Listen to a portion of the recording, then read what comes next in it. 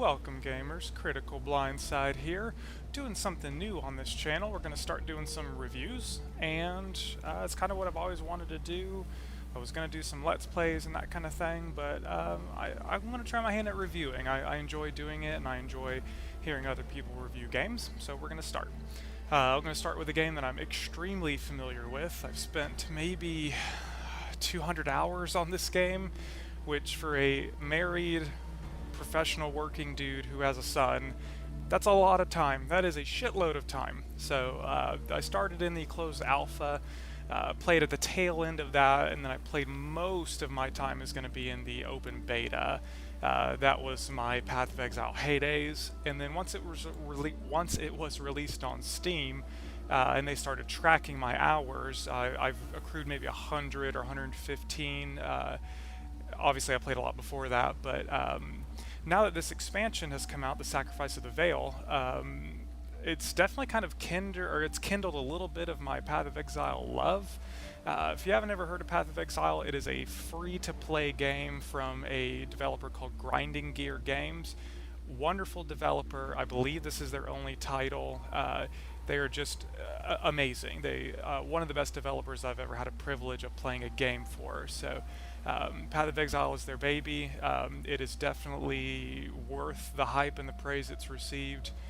2013, Path of Exile was on a lot of lists for the best PC game of the year, or at least in the top 5. It got all kinds of awards, so it's definitely, I don't think it's best PC game of the year, obviously not best game of the year, but it definitely deserves the praise it gets. So I'd like to kind of, just keep to the expansion, because most everybody knows what Path of Exile is, and there's really no need in doing a full review of the game, but some of the experiences and some of the mechanics in the expansion, you really have to know the core mechanics of the game, or else it's not going to make a whole lot of sense.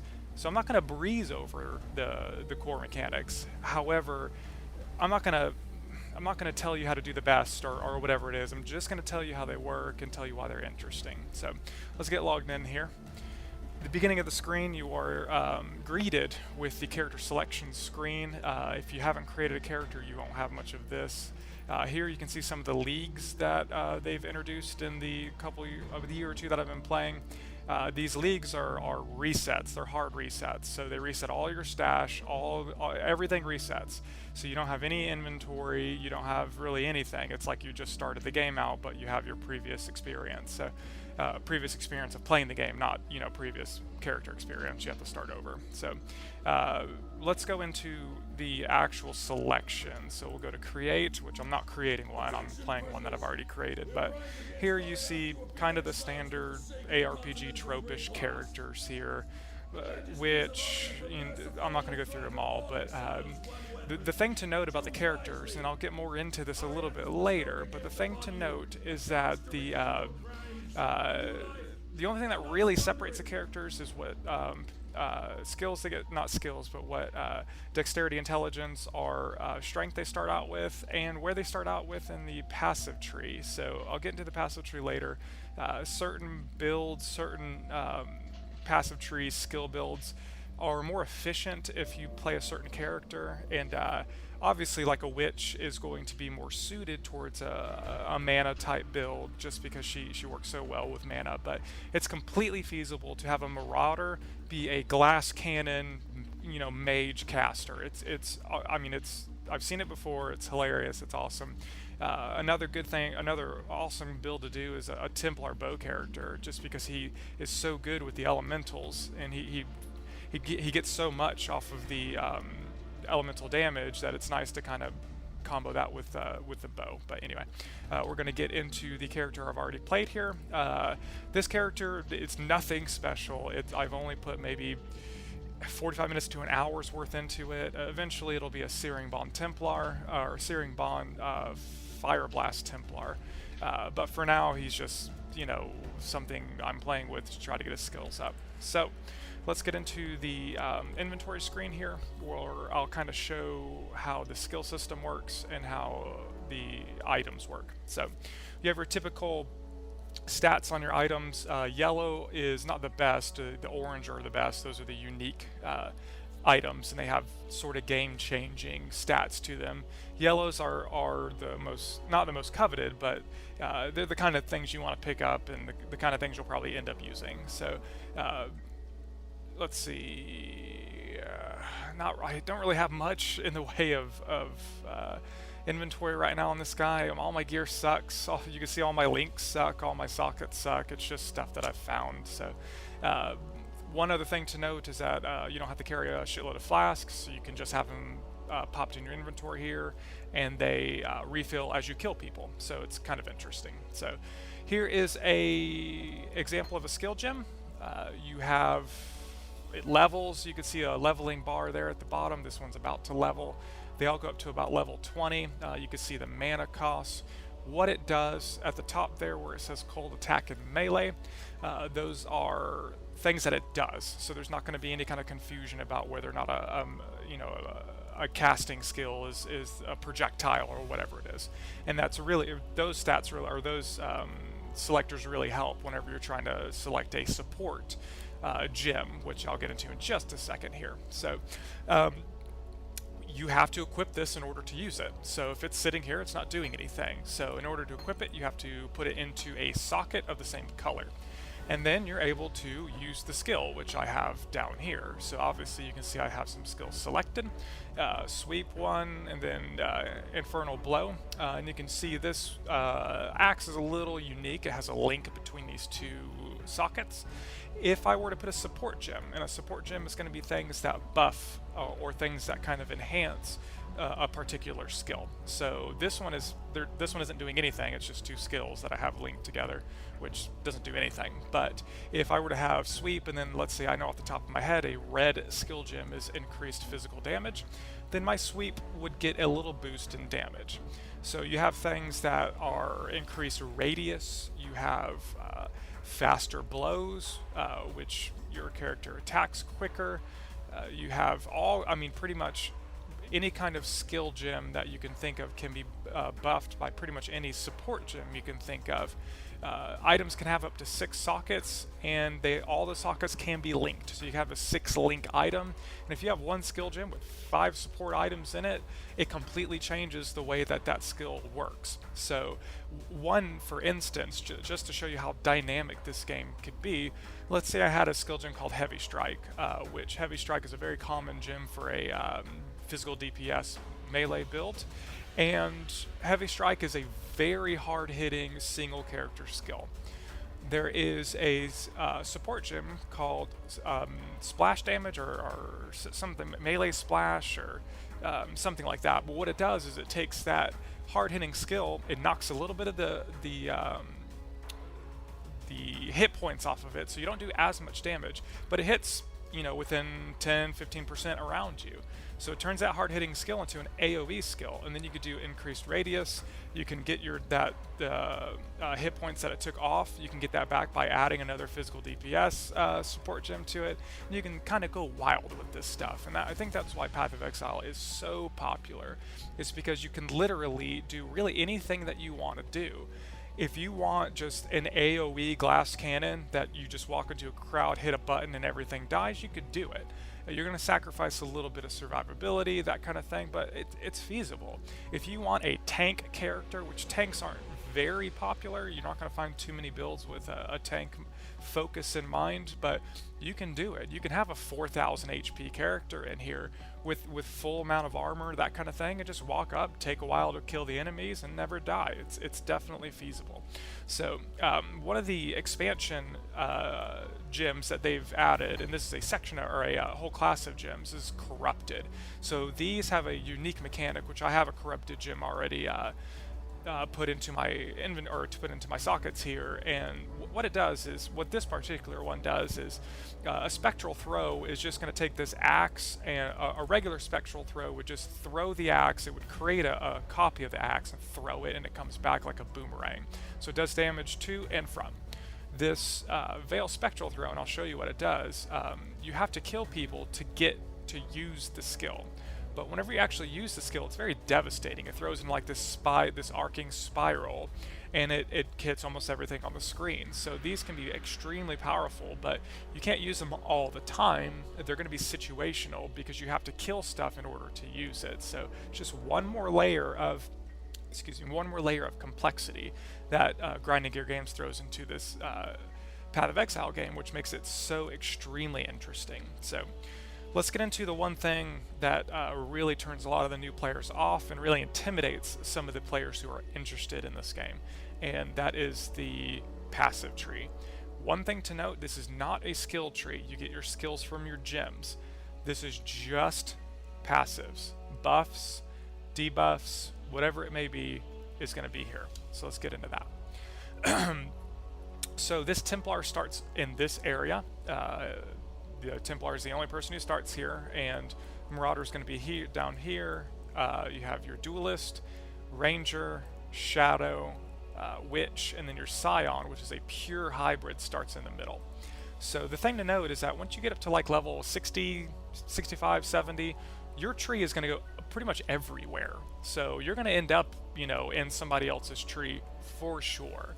So where you start doesn't necessarily matter. I mean, it matters for efficiency, but that's why you could take a Marauder, which starts down here, and turn it into a glass cannon, because you can get all of this witch buffs up here, which are going to be like mana buffs, all the stuff that makes a glass cannon a glass cannon. But for new players, whenever starting is kind of difficult. So you're going to want to pick a class that is a pure class, and what I mean by that is a Templar is an in-between. So you can see this is where I start out with Dexterity, Intelligence, and Strength. The Templar starts out with a hybrid of Intelligence and Strength. Marauder is going to have almost all of his points actually all of his points in Strength. The Duelist is another hybrid, which is going to be a cross between, it's going to have a little bit of Strength and a little bit of Dexterity, but no Intelligence. Ranger is a pure build with all Dexterity, and the Witch is a pure build with all Intelligence. The pure builds are a little bit easier to start out with, they're a little bit more straightforward for builds, and they're a little bit noob friendly. So it's kind of a thing for Path of Exile. Your first character is usually throwaway character. It's fine. It happens to me. It still happens to me. So whenever I theory craft a build, if I'm 40, 50 levels in, I'm not feeling it, I throw it away. It's easier to restart. So you do get respec points throughout quests, so you can take some of these points back, and if you find a more efficient way. And then you can also use Orbs of Scouring, which will remove a point, and you get those randomly throughout the game in drops. So some of the skills can be quite devastating. So 30 to life and plus 10% maximum life. That's a very good skill gem to get, or very good passive gem, or passive node to get. And then here, the keystones are what really change the game. So these are game changers for sure. Hits can never be evaded. So you hit 100% of the time. However, you never deal a crit strike. So if you're going to build something, you're not going to build it around crit chance. You're going to build it around physical DPS. Resolute Technique comes into play quite well for a build like that. Another one, which is one of my favorites, especially for newer builds, is Blood Magic. Removes your mana, and instead of mana, you use life. So whenever you use a skill, it takes out of your life pool, and you have no mana. But the thing about it is, I already have 330 life. I only have 105 mana. So I can be quite mana hungry, and I can deplete my mana quite easily, but when I go to Blood Magic, I'm going to have a bunch more pool to come off of.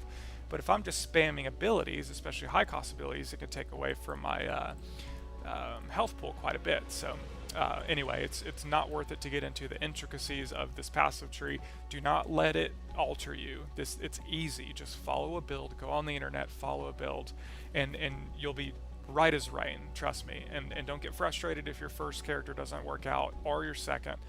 You'll find one that you love, so eventually. But the only other thing to note before we get into the action here is the inventory.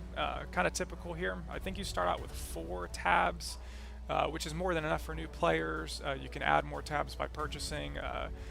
It is free to play, so they do have microtransactions for your looks and your inventory. So the inventory is one that I've spent money on and that I find extremely useful, especially once you get a few characters and you don't want to trade stuff in. So another thing to note is that there's no gold in this game. Everything is run by gems, so, or orbs or whatever it is. Some of these orbs are useful and you want to hang on to them. Like this one changes the color of a socket, so if you get a gem, or if you get an item that has really good stats on it but isn't quite what you need for your color for your build, you can change it. Same thing with the links, same thing with pretty much everything. The quality of weapons or armor, you can do all kinds of things. And these gems, some of them are extremely, or these orbs or gems or whatever they are, some of them are extremely powerful and can do really powerful things, and they're extremely rare, which makes them valuable, so you can buy stuff with them. So I would say pretty much as a new player, any of these things that you find, keep it, throw it in your inventory, just they all stack, there's no reason not to keep them. So let's get into the action here. We're going to go to a very easy zone, that way I don't die and I can kind of show you what's going on here. So let's go to the mud flats. This is the first part of the first level. You have normal, cruel, and merciless, and when you get to merciless, it can be quite difficult. So if you're not ready for it, you can die. So in the hardcore mode, which I'm not playing now because due to latency issues with my connection, but the hardcore mode, you lose your character, or well, it goes into the the default league, the normal league, if you die with the default or with a hardcore character, and you lose whatever you have on you. So this is a yellow item. I'm going to pick it up for sure. Let's show off the flame blast. That you can kind of hold and leave it, and then it blows up and everything dies. They have these sort of contraptions which hurt you if you don't touch it, but as soon as you touch it, you gain whatever it is, and you can start hurting people. And this is a skill gem. If I were to have, this is called freezing pulse. No, this is freezing pulse. This is I don't know. I forget what it's called, but this is a real skill gem. It just happens to be on this shrine, but if I had this skill gem and I had it equipped, I could do that along with the skill shrine. So one thing to note, they added that last major patch, and I think it was a very a cool, interesting thing that they did. So hopefully we'll find an addition that they added to this newer expansion here, which are treasure chests, which have kind of like guardians. So they have, most of them are like that I've encountered are packs of three packs of monsters. So you'll come up to this treasure chest. It'll be yellow, purple, something like that, and then you fight off the 3 packs of monsters, and it opens the chest. So it's something that they've completely added. So that wasn't there, before this expansion. So here's an example of a rare monster. Some of these can be quite strong. Let's use my spectral throw, see what this thing does. And it took off quite a bit of damage from that one, and that's, I mean, I'm way over level for this zone, but you can see where it does, a good fair amount of damage for that Vaal skill gem. Let's see, I remember this cave being down here, and what they've added are caves, are special zones that have usually a rare monster in them and quite a bit of loot. And they have, here's an example of a cold snap. That's what it was. That was that skill shrine that we were at. Oh, no, I don't think, no, it's not cold snap. I apologize. I'm getting confused on my mage skill gems, which I haven't really used all that often. But like here, if we were to equip it up here, I'd come down to here, and since I'm not using ground slam, we can now use cold snap, and you go where you want, hit the button, and you send that. So and it's on a timer. It's even level 1, it's still doing a little bit of damage. So I'm gonna try to find this special zone. So we'll just kind of run around until, here it is. So, oh no, here's one of the treasure chests. So you have the monsters that are already surrounding it, so you want to take care of those first. Then you click on it, and 3 packs of monsters come up. Chest is locked. Yeah, I know it's locked. There it is. Okay, you kill the monsters, and then it opens. So nothing of note here. I don't think that's it up there. No, that's going to be fetid pool, and we probably won't find them. I think they're randomly generated. So before I remember it being at the bottom there, which is why I kind of wanted to come back here because I didn't know at the time it was randomly generated. But what it is a zone that's protected by a rare monster, and it has a good amount of loot in it. And it usually at the end has some sort of corrupted Vaal gem. So that's where I've gotten my Vaal gems from, are these special zones that you go into and it triggers an event. So that's kind of the heart of Path of Exile, is uh, going into a zone that triggers something, and you may or may not get something out of it, and it's just a good, fun looting time. Even though some of the things can become quite repetitive. I mean, I've played through maybe 50 times now, all the way to Merciless, and I'm just now getting to the point where if it wasn't for this expansion, I probably wouldn't be playing too much, but it says a lot for a game to take 200 hours out of somebody that has as little bit of time as I do. So I can't really recommend this game highly enough. I mean, for it being a free-to-play platform with absolutely no pay fees, I mean, you could play this game for free. You don't have to spend any money. I just find it incredible that a game like this exists today. And I mean, and some people rag on the quality of it. I mean, it's not the prettiest game I've ever seen. It's not the ugliest game. I mean, I have everything turned up, so this is as good as the game is going to look. But I mean, it definitely doesn't look like Diablo 2. I mean, Diablo 2 looked great for the time, but you know, the bodies stay there. The water looks okay. For as much on the screen that there could be, I don't think it does a particularly bad job as far as the looks department. And obviously, people are going to compare this to Diablo 3. It's the kind of default comparison, which I think is kind of unfair to both games. They're both separate games. They both need to be judged separately. And yes, you can draw parallels and you can kind of compare game mechanics, but really, I mean, this game shouldn't be like Diablo 3, and Diablo 3 shouldn't be like this game. They're both completely separate, and I like them both. You don't have to hate one and love the other. This is not sports teams. You can fully like both games that are in the same genre. So, that being said, Diablo 3 looks better, but this one plays better, I think. I think it's a lot more deep, and I think you can spend a lot more hours doing things. So, more to you if you like one or the other. Whenever you progress past Act 1, there's 4 acts, I think, now. Yeah, there was 3. I was so hung up on 3, and now they have 4. And then you progress to Cruel, and then you progress to Merciless. And then after that, another thing that grinding gear games have done to keep the play fresh after that, after you kind of beat the game, is to introduce maps. So you can randomly find higher level maps. I think the end level is somewhere around level 68 or 70 or 74 or something like that. You can find higher level maps in places in Merciless. And those higher level maps have modifiers on them. You know, monsters do double damage, your mana regenerates 2 times slower, that kind of thing. So it increases the difficulty and it makes things unique. And you can have, more loot that drops. You can join up with friends. You can join up with friends in the normal side as well. But I mean, grinding gear games have pretty much taken every single positive thing from an action RPG, combined it into one cohesive game. I mean, this game has lore to it. It has a backstory. It has, I mean, if you like the story, or if you like stories in action RPGs, it has an engaging story. I mean, they've done just an excellent job, and they really know how to get the player playing, and that's really the heart of what an ARPG should do. You should be playing this game at 4 o'clock in the morning, look down and go, holy shit, it's 4 o'clock in the morning. I gotta be up for work. I mean, I've done that numerous times, and I think that's the hallmark of a good action RPG, and it's a shame you don't see that anymore, because there's a lack of depth and complexity in today's RPGs, especially in ARPGs. So, it's a free-to-play game. You can play it for free. You don't like it, you haven't lost anything. There is no reason why you should not be playing this game. There is no reason why you shouldn't be sinking some time into this. It's just, I cannot recommend it highly enough.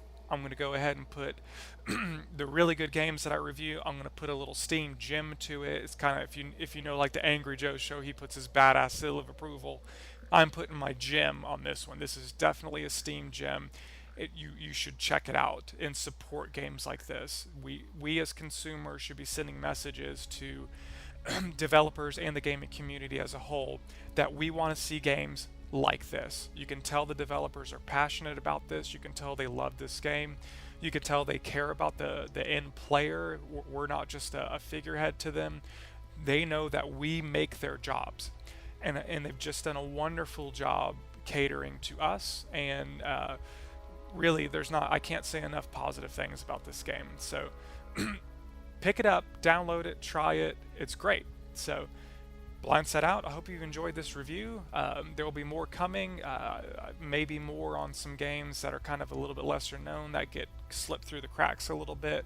I don't want to do just, major games like Path of Exile. Almost everybody's heard of the Path of Exile. There's really no need in reviewing it anymore. I just felt it was relevant to get into some of these unique expansion game mechanics that they did. So pick it up, and then listen to me for later stuff, game reviews. I'm going to keep going with my on my channel. I have kind of like a let's play with game discussion. So I'll play a game and kind of discuss something about the gaming industry. I'll keep that going, but I kind of want to focus on reviews. I like it, so check it out. Anyway, Blind Side Out. Hope you guys have a great day.